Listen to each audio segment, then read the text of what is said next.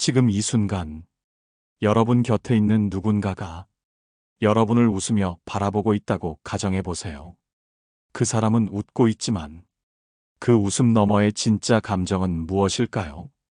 혹시 그 눈빛은 차가운 계산과 판단으로 얼룩져 있지는 않습니까? 그 손짓 하나, 고개를 드는 방향 하나, 말의 끝맺음 하나로도 사람의 본성은 고스란히 드러납니다. 여러분은 그런 신호를 알아차릴 수 있으신가요? 만약 지금 누군가가 여러분을 향해 손을 내밀고 있다면 그 손이 따뜻한 우정의 손길인지 아니면 여러분을 조종하려는 손인지 분별하실 수 있으신가요? 오늘 방송은 바로 그 본성의 신호를 알아채는 법에 대해 이야기합니다. 여러분이 평생 후회 없이 진실한 사람과 인연을 맺기 위해 꼭 알아야 할 이야기입니다. 사람의 본성은 말보다 눈에 먼저 드러나고 표정보다 손동작에 먼저 묻어납니다. 그 중에서도 오늘의 주제는 손동작입니다. 아주 작은 손의 움직임, 그 안에 담긴 속마음, 그 움직임을 통해 우리는 상대의 인성을 읽을 수 있습니다. 여러분 곁에 있는 누군가가 늘 미소 짓고 친절하게 대한다고 해서 그 사람의 마음까지 진실하다고 생각해서는 안 됩니다. 한 예를 들어보겠습니다. 서울에 사는 정민이라는 여성의 이야기입니다. 정민은 15년을 알고 지낸 친구 수진과 함께 작은 가게를 시작했습니다. 처음엔 모든 게 순조로웠습니다. 수진은 손이 빠르고 고객 응대도 훌륭했기 때문에 정민은 든든한 마음으로 동업을 시작했습니다. 하지만 정민은 가게를 함께 운영하면서 어느 순간부터 수진의 손동작이 이상하다는 느낌을 받기 시작했습니다. 고객에게는 늘 부드러운 손짓을 하던 수진이 정민이 뭔가를 설명하면 손가락을 들고 탁탁 소리를 내며 중간에 끊거나 무언가를 지시하듯 손을 흔들곤 했습니다. 그건 단순한 버릇이 아니었습니다. 나중에 알고 보니 수진은 다른 동업자를 몰래 만나 가게를 넘기려는 시도를 했던 것이죠. 정민이 말하길 그 손짓은 마치 넌 가만히 있어. 내가 판단할게라는 무언의 지배처럼 느껴졌다고 했습니다. 이렇듯 사람의 손동작은 단순한 움직임이 아닙니다. 감정이 담기고 지위가 드러나며 때로는 속셈까지도 표현됩니다. 그렇다면 어떤 손동작이 본성이 왜곡된 사람에게서 나타날까요? 첫 번째, 대화 중 상대방을 가리키며 말하는 사람입니다. 누구나 무심코 손가락질을 할 수 있습니다. 하지만 반복적으로 사람을 지칭하며 손가락을 겨누는 사람은 자신도 모르게 자신의 우월감을 드러내려는 성향이 강합니다. 그건 겉으로는 논리적이고 냉정해 보일 수 있지만 내면엔 강한 판단 욕구와 다른 사람을 무시하는 심리가 깔려 있는 경우가 많습니다. 두 번째, 양손을 자주 비비는 사람입니다. 양손을 비비는 행위는 불안감의 표현입니다. 하지만 어떤 사람들은 무언가를 부탁하거나 얻어내려 할 때 습관처럼 양손을 비빕니다. 이건 내가 좀 부족하니 도와달라는 제스처로 보일 수 있지만 정작 그 사람은 도움을 받은 후 고마움을 표현하지 않거나 심지어 받은 것을 이용해 우위를 점하려는 경우도 많습니다. 심리학에서는 손을 비비는 동작을 자기 보호 또는 상대 설득의 무의식적 수단으로 봅니다. 세 번째, 대화 중 자신의 손을 숨기는 사람입니다. 주머니에 손을 넣거나 책상 아래로 손을 감추는 행위는 자신의 마음을 감추려는 무의식적 표현입니다. 자신이 하는 말이 거짓일 때 또는 속으로 다른 생각을 할 때 사람은 손을 감추고 표정을 감정과 분리하려 합니다. 여러분, 지금 여러분 곁에 있는 사람을 떠올려 보세요. 대화 중 자주 손을 감추는 사람은 누구입니까? 무심코 상대방을 손가락으로 찌르듯 말하는 사람은 누구였나요? 혹시 양손을 비비며 도움을 요청하던 이가 결국 여러분을 가장 먼저 배신하지 않았나요? 사람의 손은 진심을 감출 수 없습니다. 눈과는 달리 훈련되지 않은 손의 움직임은 본성을 고스란히 드러냅니다. 진심은 눈보다 손끝에서 먼저 묻어난다는 말이 있습니다. 오늘 여러분에게 드린 이야기가 조금이나마 사람을 판단하는 데 도움이 되기를 바랍니다. 이번에는 그 손동작만큼 중요한 말투와 인성의 관계에 대해 함께 이야기해 보겠습니다. 말이라는 것은 참 묘합니다. 같은 단어를 써도 말투 하나로 그 사람의 속마음이 훤히 드러나기도 하고 또한 완전히 감춰지기도 합니다. 오늘은 손동작에 이어 말투를 통해 본성을 알아보는 이야기입니다. 여러분은 혹시 이런 말 들어보신 적 있나요? 말투가 왜 그래? 뭐가? 난 그냥 말한 건데? 이런 식의 대화를 나눠본 경험 아마 한두 번쯤은 있으실 겁니다. 사람은 본능적으로 자신이 우위에 있다고 느낄 때 말의 속도와 강도를 다르게 씁니다. 그 중에서도 특히 세 가지 말투는 상대를 은근히 깔보거나 심리적으로 위에 서려는 의도가 담겨 있는 경우가 많습니다. 첫 번째는 비꼬는 말투입니다. 표현은 공손하지만 그 안에 담긴 어조와 억양이 상대를 조롱하는 경우가 있죠. 예를 들어, 아, 그러셨구나. 역시 대단하세요. 이런 말은 얼핏 칭찬 같지만 말 끝에 어색한 끌기와 어투에는 비꼼과 무시가 숨어 있는 경우가 많습니다. 이런 말을 자주 하는 사람은 겉으로는 유쾌한 사람처럼 보이지만 속으로는 경쟁심이 강하거나 남을 깎아내리는 데서 우위를 느끼는 사람일 수 있습니다. 두 번째는 속삭이듯 말하는 말투입니다. 보통 친밀감을 주기 위해 조용하게 말하는 경우도 있지만 이 말투를 과하게 사용하는 사람은 자신의 말이 틀릴까봐 겁을 내거나 책임지기 싫어하는 경우가 많습니다. 한 상담 사례를 보면 직장에서 늘 속삭이듯 말하던 한 직원이 중대한 실수는 절대 말하지 않았고 나중에 사고가 나도 전 분명 그때 조용히 말했는데요 라고 책임을 회피하는 데 사용했던 경우가 있었습니다. 말투가 조용하다고 해서 겸손하거나 예의 바른 건 아닙니다. 때로는 회피와 책임 전가의 수단일 수 있습니다. 세 번째는 너무 빠른 말투입니다. 이건 흥분이나 불안의 표시이기도 하지만 상대에게 숨 쉴 틈을 주지 않기 위한 전략으로도 쓰입니다. 한 예로 사기꾼들이 대화를 주도할 때 자주 사용하는 방식이 바로 빠른 말로 몰아붙이기입니다. 이들은 말을 쉼 없이 이어가면서 상대의 질문을 피하거나 생각할 여유를 없애려 합니다. 또한 자신이 정당하고 유능하다는 인상을 주기 위해 정보를 쏟아붓고 상대가 이해하기 전에 주제를 휙 바꿔버리기도 하죠. 이런 말투를 가진 사람은 겉보기엔 자신감 넘치고 열정적이지만 실제로는 진실을 숨기려 하거나 상대방의 판단력을 흐리려는 의도가 숨어 있을 수 있습니다. 여러분, 한 번쯤은 이런 사람과의 대화에서 뭔가 이상한데 말은 맞는 것 같은데 왜 불편하지? 이런 느낌을 받아본 적 있으시죠? 그건 여러분의 감정이 말의 내용이 아니라 말투에서 본성을 감지했기 때문입니다. 말은 결국 마음에서 나옵니다. 그리고 그 마음은 숨기려 해도 어조에서 드러나기 마련입니다. 말투 하나에 기분이 상하고 말투 하나의 관계가 멀어집니다. 그러니 누군가의 말을 들을 때는 무엇을 말했는가 보다 어떻게 말했는지를 꼭 함께 보셔야 합니다. 심리학자 엘버트 메라비어는 의사소통에서 말의 내용보다 말투와 억양, 표정이 훨씬 더 많은 의미를 전달한다고 말했습니다. 여러분, 지금 곁에 있는 사람의 말투는 어떤가요?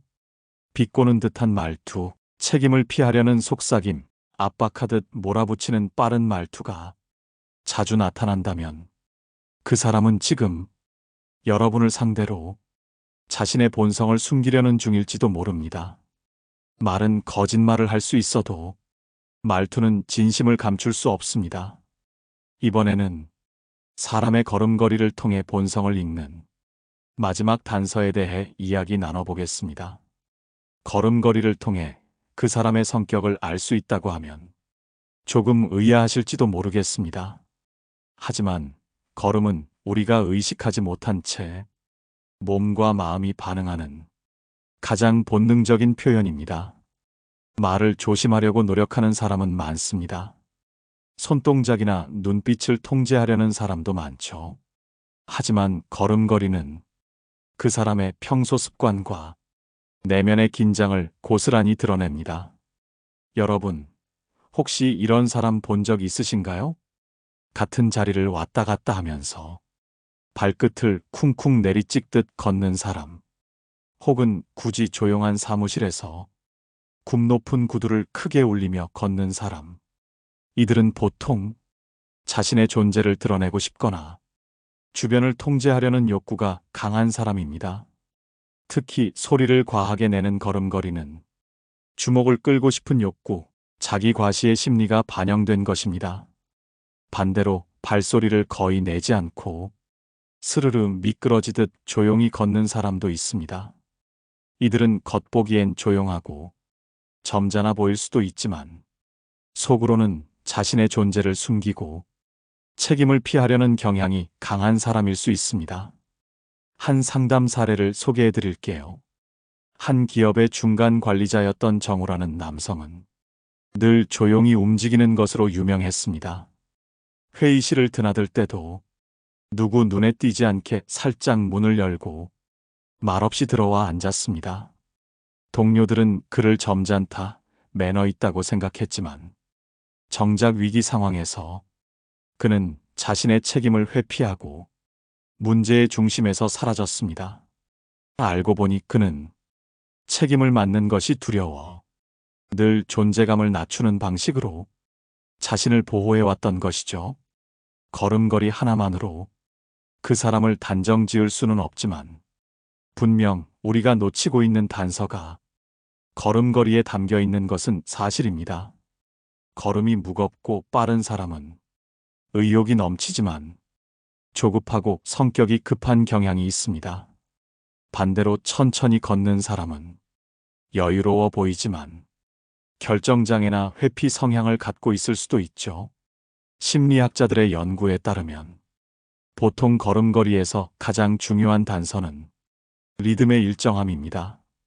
걸을 때 보폭이 일정하고 자신의 페이스를 지키는 사람은 감정 기복이 적고 자기 통제력이 높은 사람일 확률이 높습니다.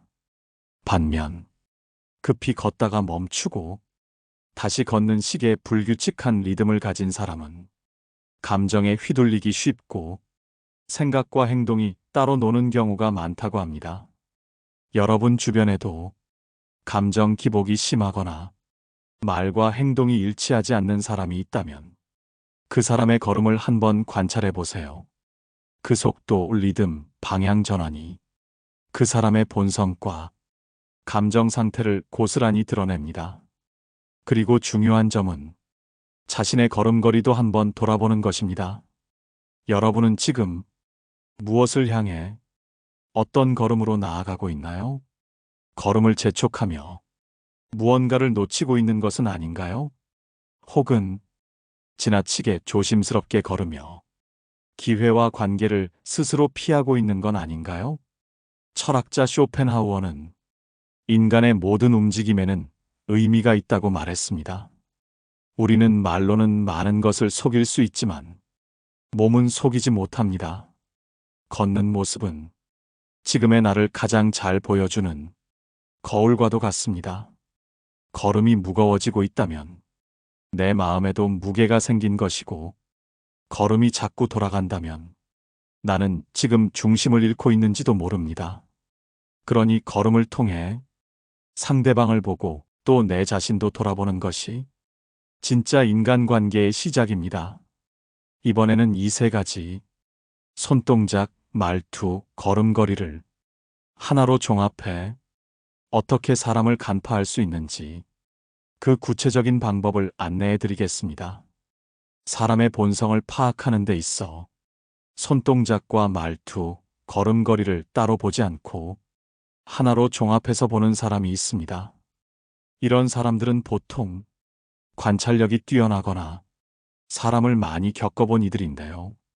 그 중에서도 노련한 상담사나 인간관계를 많이 다뤄온 사람들은 상대의 아주 미세한 손동작이나 말에 끊기는 리듬, 그리고 걸음에서 비틀림을 읽고 그 사람의 내면을 꿰뚫어 보곤 합니다. 여러분도 이러한 관찰력을 기를 수 있습니다. 방법은 간단합니다. 바로 한 번에 보려 하지 말고 작은 단서들을 차곡차곡 쌓아가며 보는 것입니다. 첫째, 손동작을 볼 때는 그 사람이 어떤 말을 할 때 손이 멈추거나 움찔하는지를 보세요. 예를 들어, 그건 제 책임입니다 라고 말하면서 손가락을 꽉 쥐는 사람이 있다면 진심보다는 억지로 말하고 있을 가능성이 높습니다. 반대로 자신이 좋아하거나 정말 관심 있는 주제를 말할 때는 자연스럽게 손이 움직이고 표정도 함께 살아나죠. 둘째, 말투를 들을 때는 속도보다 맥락의 변화를 주목하세요. 평소에 또박또박 말하던 사람이 갑자기 어떤 이야기에서 말이 빨라지거나 목소리가 작아진다면 그 부분에 감정이 얽혀 있거나 자신이 숨기고 싶은 진실이 있는 부분일 수 있습니다. 한 여성이 남편과 요즘 잘 지낸다고 말하면서 말끝을 흐리고 어깨를 약간 웅크렸던 적이 있습니다. 그 모습을 본 상담사는 그녀가 그 말에 확신이 없고 어딘가 마음이 무너져 있다는 것을 한눈에 알 수 있었습니다. 셋째, 걸음걸이는 그 사람의 삶의 태도와 방향성을 보여줍니다.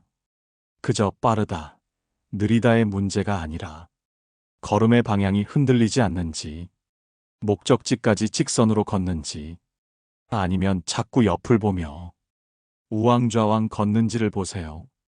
예전에 한 회사에서 승진을 앞두고 있던 두 직원이 있었습니다. 한 사람은 회의실로 들어갈 때마다 항상 고개를 숙이고 걸음을 느리게 하며 어디로 가는지 모르듯 불안해했습니다. 또 다른 사람은 한 걸음씩 똑바로 흔들림 없이 자신 있는 걸음을 걸었습니다. 결국 승진한 사람은 자신의 중심을 지켜온 사람이었습니다. 걸음걸이 하나에도 신뢰와 의지가 담겨 있었던 것이죠. 이렇게 손동작, 말투, 걸음걸이는 따로 떼어놓고 보면 작은 것일 수 있습니다. 하지만 이 세 가지가 동시에 나타날 때 우리는 그 사람의 깊은 내면을 조금 더 명확히 들여다볼 수 있습니다. 인간은 자신의 본성을 감추기 위해 말을 조심하고 표정을 만들고 옷차림을 꾸밉니다.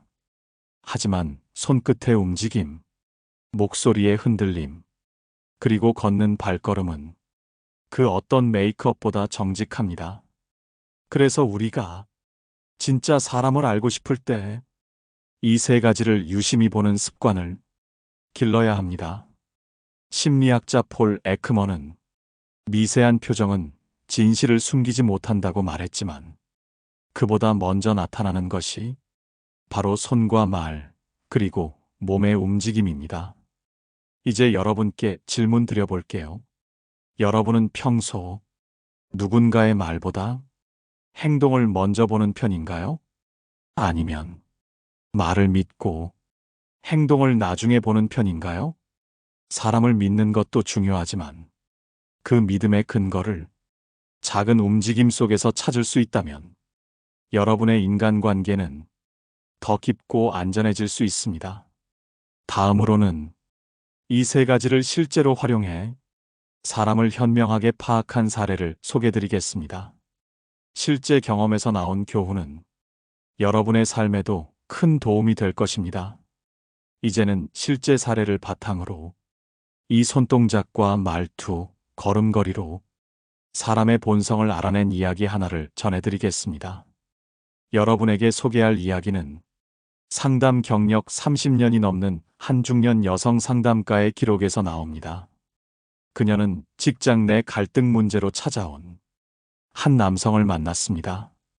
겉보기에는 말도 부드럽고 복장도 깔끔하며 처세가 좋아 보였던 이 남성은 자신이 부당한 대우를 받고 있다는 말을 매우 조리 있게 늘어놓았습니다. 하지만 상담가는 그의 이야기를 들으며 몇 가지 작은 이상함을 포착했습니다. 첫 번째, 그는 자신의 억울함을 말할 때마다 무의식적으로 왼손 손가락을 비비는 버릇이 있었습니다. 그 동작은 마치 긴장감과 죄책감이 뒤섞인 듯한 묘한 느낌을 주었죠.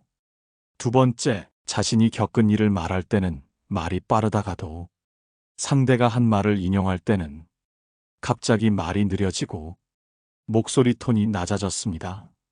그런 식으로 상대방에게 자신이 얼마나 피해를 입었는지 강조하는 듯 보였죠. 세 번째, 상담실을 나설 때 그의 걸음은 망설임이 많았고 자꾸 뒤를 돌아보았습니다. 이는 심리적으로 자신의 행동이 완전히 떳떳하지 않다는 무의식적인 표현으로 보였습니다.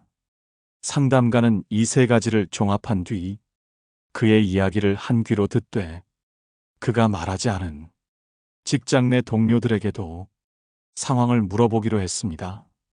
결과는 놀라웠습니다.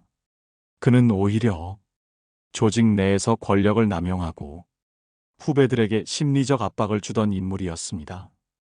피해자인 척했던 그의 이야기는 절반은 사실이었지만 절반은 교묘한 왜곡이었습니다. 만약 이 상담가가 그의 말과 외모에만 의존했다면 진실은 끝까지 가려졌을지도 모릅니다. 여기서 우리는 중요한 교훈을 얻습니다. 사람의 진심은 말보다 그 말을 할 때의 손동작, 말의 높낮이, 그리고 그가 걸어가는 방향에서 더 선명하게 드러날 수 있다는 것. 인간은 무의식적으로 자신의 진실을 몸에 드러냅니다. 마치 마음의 언어가 몸을 빌려 표현되는 것처럼 말이죠. 이것이 바로 심리학에서 말하는 비언어적 표현의 진실성입니다.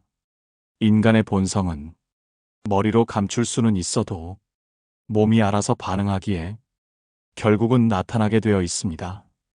고대 그리스의 철학자 소크라테스도 말은 사람을 속일 수 있지만 습관과 몸짓은 그를 배신한다고 말했습니다. 이 말은 지금도 유효합니다.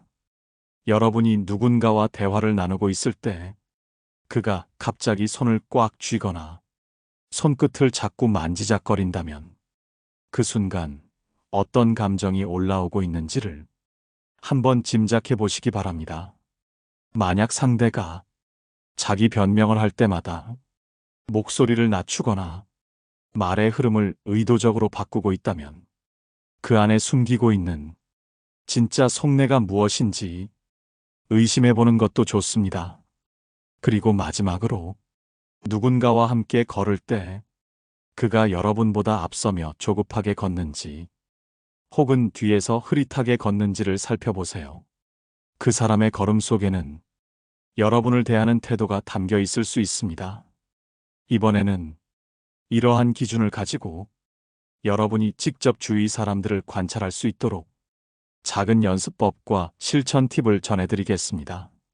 삶에 실제로 적용할 수 있어야 지혜가 되고 힘이 되는 법이니까요.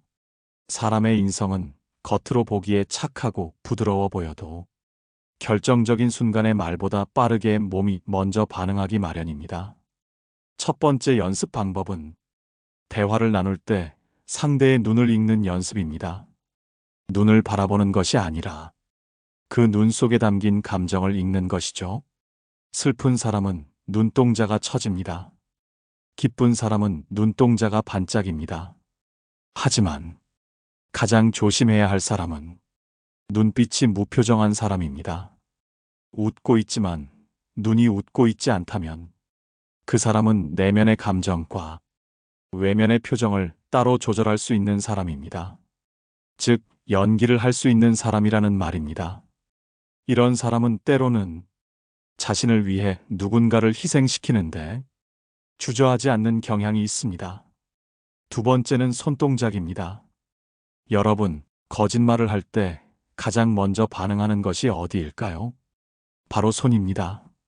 무의식적으로 손을 입에 갖다 대거나, 귀를 만지거나, 손가락 끝을 비비거나, 자꾸만 테이블을 두드리는 습관처럼 자신도 모르게 긴장을 풀기 위한 행동을 합니다. 이런 작은 습관은 연습 없이 고치기 어렵기 때문에 본성이 드러나는 부위라고 할 수 있습니다. 실제로 한 직장 내 조사를 보면 회의 중에 거짓 자료를 발표하는 사람의 70%가 말을 하며 펜을 돌리거나 턱을 만지작거리는 행동을 했다고 합니다. 이는 자기 안에 불편한 감정이 있다는 무의식적 표현입니다. 세 번째는 걸음걸이입니다. 걸음걸이는 그 사람의 리듬과 내면의 질서를 보여주는 행동입니다. 보폭이 너무 넓고 앞서가는 사람은 자기 중심적이고 조급할 가능성이 높고, 보폭이 좁고 뒤로 처지는 사람은 의사결정에 소극적이며 책임을 회피할 수 있습니다.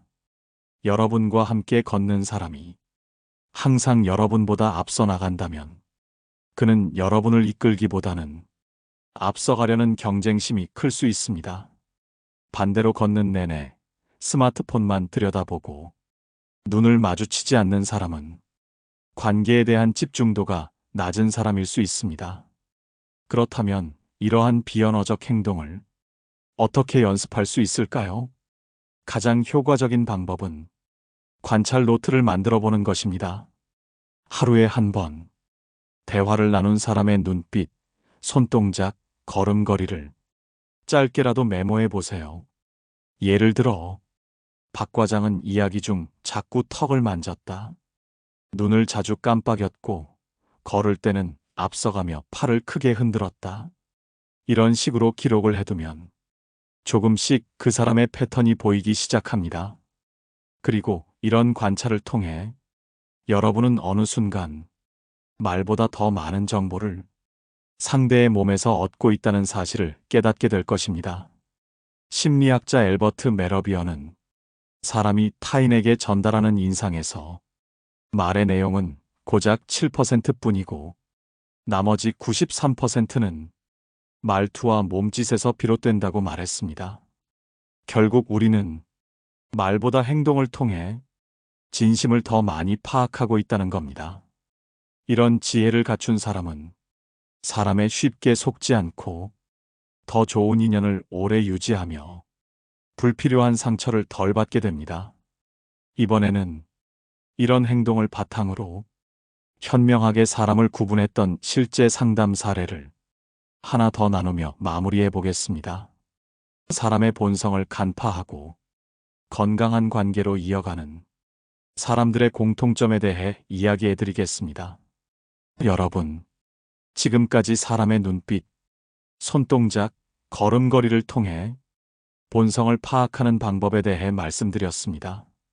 이번에는 실제 사람들의 사례를 통해 이런 비언어적 신호들이 어떻게 현실에서 우리의 판단을 돕고 인연을 걸러내는지 알아보겠습니다.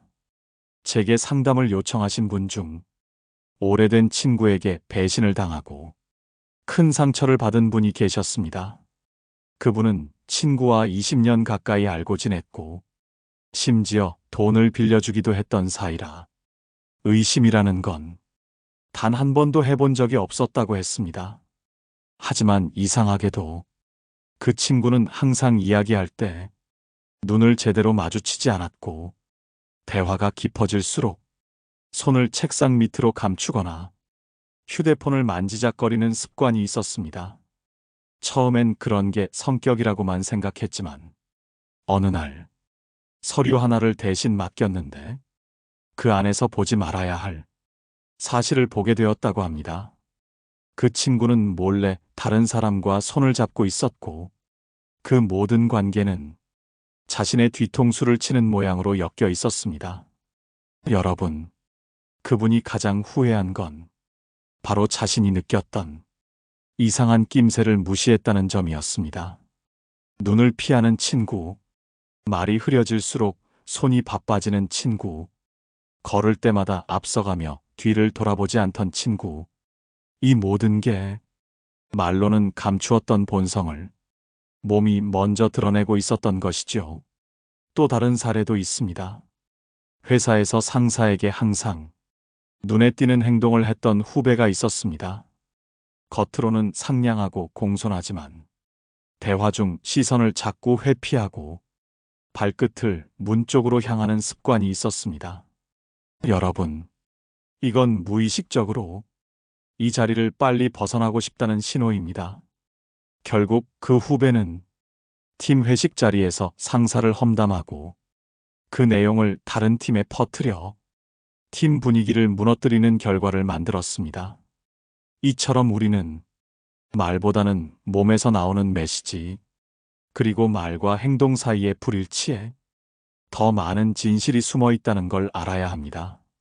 말은 가르칠 수 있고 배울 수 있지만 몸의 언어는 훈련이 어렵고 무의식에 가깝기 때문에 속일 수 없다는 말도 있습니다. 철학자 쇼펜하우어는 사람의 진실은 눈에 있다. 거기엔 계산도 거짓도 숨기기 어렵기 때문이다라고 말했습니다. 여러분, 사람은 결코 말만으로 평가할 수 없습니다.